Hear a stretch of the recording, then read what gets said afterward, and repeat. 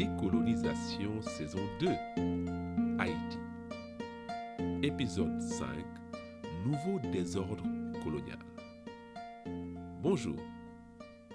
Après avoir parcouru les débuts de la Révolution française, on va aujourd'hui traverser l'Atlantique et partir à Haïti, où, je le rappelle, les nouvelles de France arrivent avec 2 mois de retard. La prise de la Bastille, par exemple, est apprise en septembre. Et la conséquence des débuts de la Révolution française, c'est que l'autorité royale sur la colonie s'effondre et que les grands blancs pensent toucher à leur rêve de self-government.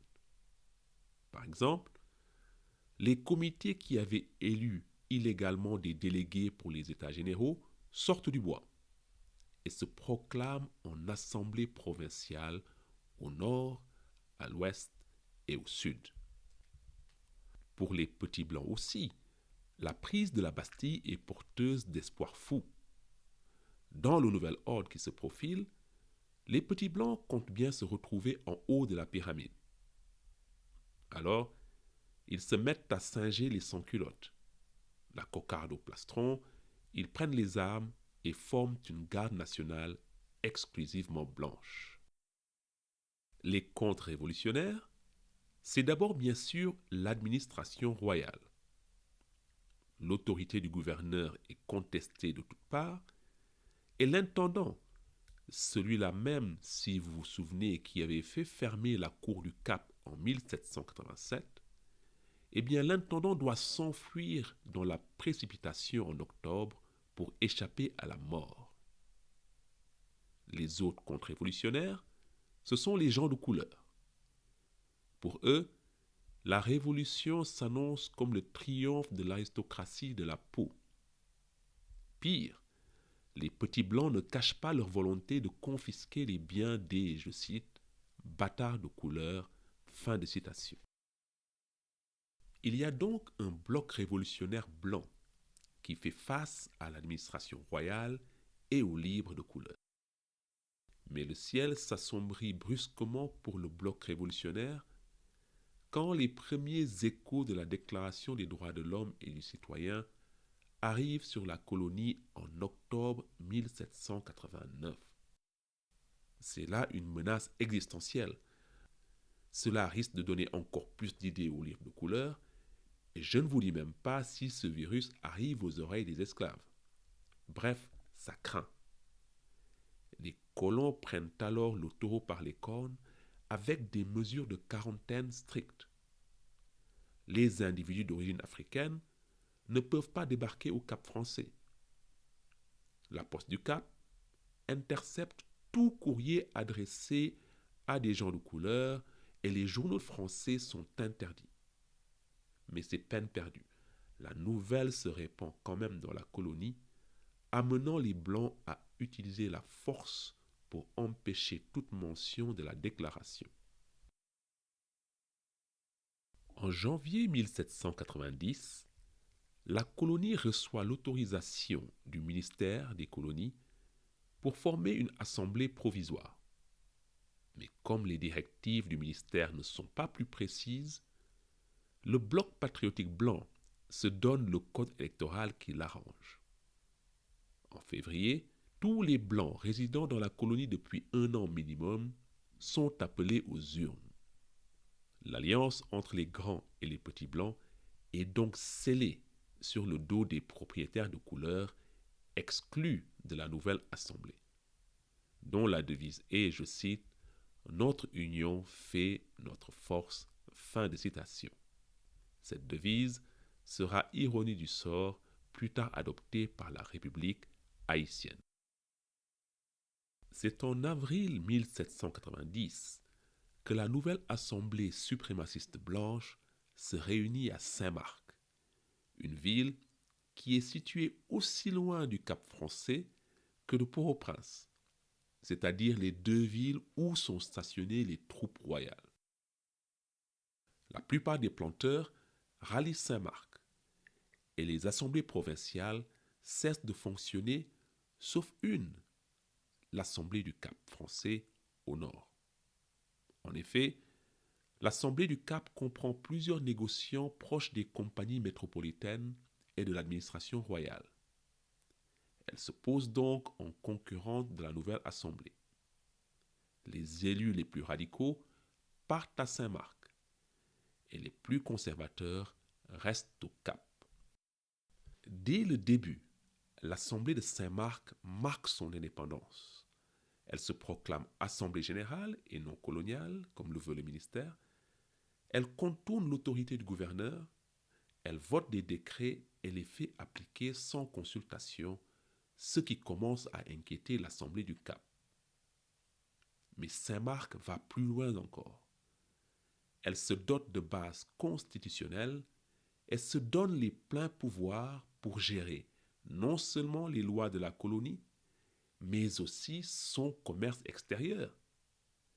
Il s'agit là donc de remettre en cause l'exclusif. Et là, l'Assemblée du Nord tire sur la sonnette d'alarme.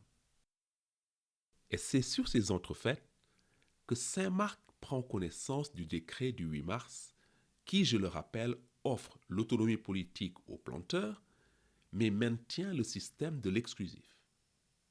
À partir de là, c'est la fuite en avant. Les délégués de Saint-Marc déclarent qu'ils n'appliqueront le décret que dans la mesure où il ne contredit pas les bases constitutionnelles de leur assemblée. Ils déclarent catégoriquement qu'ils ne partageront pas le pouvoir avec les gens de couleur, qualifiés de, je cite, race bâtarde et dégénérée, fin de citation.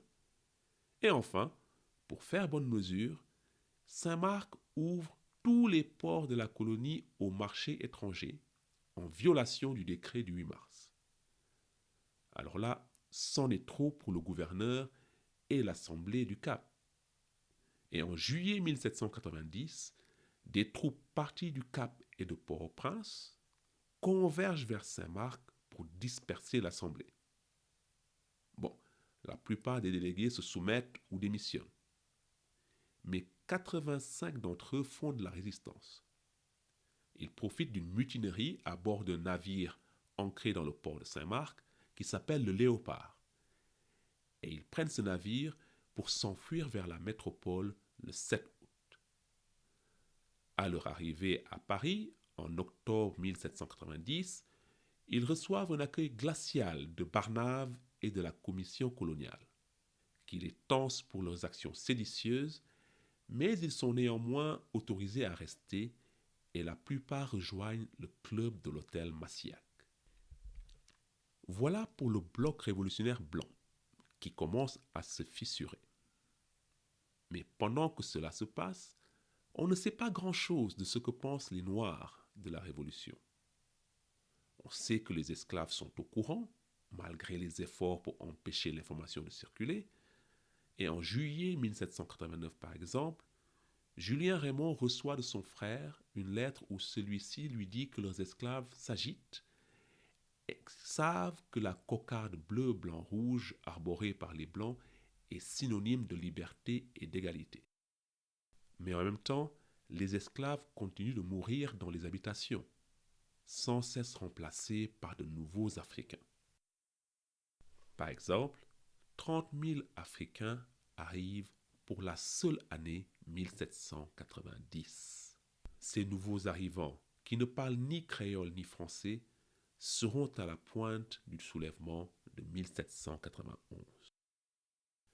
Les libres de couleur, de leur côté, sont mieux informés que les Noirs. Julien Raymond et Vincent Auger, par exemple, entretiennent une correspondance fréquente avec leurs frères de couleur. Du coup, les gens de couleur s'organisent et certains prennent des initiatives. En novembre 1789, par exemple, au Petit Goâve, des gens de couleur rédigent une pétition avec l'aide d'un juriste blanc. Mais la pétition n'aboutit nulle part et le juriste blanc est incarcéré, puis lynché à mort par la foule blanche. Mais c'est en octobre 1790 que les choses prennent une tournure plus dramatique, avec un soulèvement armé des gens de couleur dans la province du Nord. À sa tête, notre vieil ami Vincent Auger, qui a quitté la France en juillet, fatigué, je cite, de l'inutilité de ses démarches. Fin de citation. En effet, pour Vincent Auger, le décret du 8 mars est clair. Il octroie des droits politiques à tous les citoyens libres et puis c'est tout. Devant le refus des Blancs de Haïti de l'appliquer, Auger se résout donc à, je cite, retourner dans la colonie pour réclamer les armes à la main les droits politiques de sa caste. Fin de citation. Auger débarque donc secrètement sur la colonie et se rend d'abord à Dondon, sa ville natale, où il reçoit un soutien enthousiaste de ses frères de couleur. Il met sur pied une petite armée avec des centaines de partisans et occupe Grande-Rivière. Pourquoi ? Grande-Rivière est la seule ville du Nord où les gens de couleur sont majoritaires. Ensuite, Auger envoie plusieurs lettres à l'Assemblée provinciale du Cap demandant l'application stricte du décret du 8 mars. J'ai lu dans certains ouvrages qu'Auger menace d'armer les esclaves, mais dans d'autres que c'est plutôt son bras droit Chavannes qui brandit cette menace. Quoi qu'il en soit, l'insurrection d'Auger fait long feu et elle est facilement réprimée par des troupes venues du Cap. Vincent Auger se réfugie alors dans la partie espagnole de l'île, mais il est repris et extradé vers le Cap. En février 1791, Vincent Auger est exécuté. Mais pas n'importe comment, non. Il est d'abord soumis au supplice de la roue avant d'être décapité. Sa tête est ensuite exhibée au bout d'une pique et 19 de ses partisans sont pendus. La mort d'Auger et la manière ignominieuse dont il a été tué provoquent une onde de choc, aussi bien dans la colonie qu'en métropole. Pour les gens de couleur, Auger devient un martyr, et il leur est désormais clair que le salut viendra seulement par les armes. Dans le sud, par exemple, plus de 600 gens de couleur se réunissent en armes près de la ville des Cayes, et ils repoussent un assaut de la garde nationale locale venue les disperser. Car il ne faut pas oublier que c'est la grande peur aussi chez les Blancs. Pour la première fois avec la rébellion Auger, il y a eu une remise en cause violente de l'ordre colonial. Les Blancs prient juste que la jonction ne se fasse pas entre les Noirs en esclavage et les gens de couleur. Apparaît aussi le martyre d'Auger revitalise les amis des Noirs et Julien Raymond. Cela d'autant plus qu'il y a une peur qu'Haïti ne tombe dans le chaos. En effet, il y a eu Auger, et Auger arrive immédiatement après les troubles causés par l'Assemblée de Saint-Marc, mais aussi immédiatement après des émeutes à Port-au-Prince. À Port-au-Prince, c'est en mars 1791 que des petits blancs, encore très courroucés du sort fait à l'Assemblée de Saint-Marc, décident de se venger de l'administration royale. Ça tombe bien, des soldats tout juste débarqués de France sont stationnés à Port-au-Prince. Or, ces soldats ont vécu les premiers mois, les premières années de la Révolution en métropole. Ils sont pleins d'ardeur et n'ont aucun mal à se solidariser avec les petits blancs pour contester l'autorité royale. C'est donc à un soulèvement doublé d'une mutinerie que le nouveau gouverneur Blancheland doit faire face. Le colonel commandant la garnison est assassiné dans les troubles et le gouverneur de Blancheland doit s'enfuir dans la précipitation vers le Cap français pour ne pas connaître le même sort. La capitale de la colonie échappe donc maintenant au contrôle du gouverneur royal. Confronté à un risque grandissant de chaos sur la colonie et travaillé par le lobbying incessant de Julien Raymond, les députés de l'Assemblée nationale constituante sont donc contraints de réouvrir le débat sur les colonies en mai 1791. D'entrée, Moreau de Saint-Méry domine les débats. Il martèle son cheval de bataille sur les lois spéciales pour la colonie et affirme qu'aucune, je cite, loi sur l'état des esclaves, fin de citation, ne doit être faite sauf, je cite, sur la demande formelle et spontanée de leurs assemblées coloniales, fin de citation. Un jeune député, promis à un illustre avenir, réplique alors qu'il est hors de question de mentionner des esclaves dans la nouvelle constitution. C'est une question de principe, et il ajoute, je cite, périssent les colonies plutôt qu'un principe, fin de citation. Vous aurez reconnu, bien sûr, Robespierre.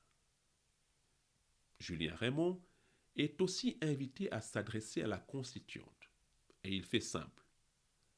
Si les députés n'accordent pas la citoyenneté aux gens de couleur, ce sera la fin du système colonial et ce sera la fin de l'esclavage.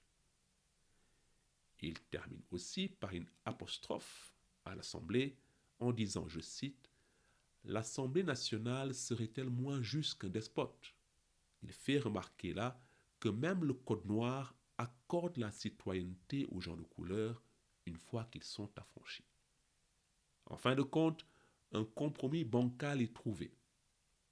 Les tenants de la ligne Robespierre rentrent dans le rang quand le terme esclave est remplacé dans le texte de loi par l'euphémisme, je cite, personne non libre, fin de citation. On s'achemine donc vers une victoire de Moreau et de ses amis de l'hôtel Massiac. Mais beaucoup de députés sont pris de remords. Peut-être ont-ils en mémoire l'apostrophe de Julien Raymond, les qualifiant de plus despotiques que le Code noir. En tout cas, un amendement de dernière minute est proposé par Jean-François Rebel, derrière lequel se range une majorité de députés. L'amendement Rebel est voté à une majorité écrasante le 15 mai 1791 et il accorde des droits politiques à tous les gens de couleur libres nés de père et de mère libres. En soi, c'est une réforme très timide qui ne concerne que quelques centaines de riches gens de couleur comme Julien Raymond sur les presque 30 000 que compte Haïti. Mais le décret du 15 mai, c'est la première brèche dans l'édifice des lois raciales en vigueur dans la colonie. Et en cela, il marque un tournant significatif. Tellement significatif que quand on en prendra connaissance sur la colonie, les conséquences seront explosives. D'un côté, les Blancs vont se soulever, choqués qu'ils sont que les despotes de Paris les empêchent de discriminer en paix. De l'autre, les gens de couleur vont prendre les armes pour justement défendre le décret du 15 mai. Tandis que coups de poing trotteront et que nos champions blancs et de couleur songeront à se défendre, arriveront de troisième larrons qui saisiront les maîtres colons, brûleront les habitations et lanceront le long chemin de la liberté. Cela, nous le verrons la prochaine fois. D'ici là, portez-vous bien et je vous quitte avec la recommandation du jour, un morceau qui nous vient de l'île Maurice et qui s'appelle Rêve-nous ancêtres du groupe Cassia. Rêve-nous ancêtres, Cassia, île Maurice. Allez, salut hein. Nyawad na jake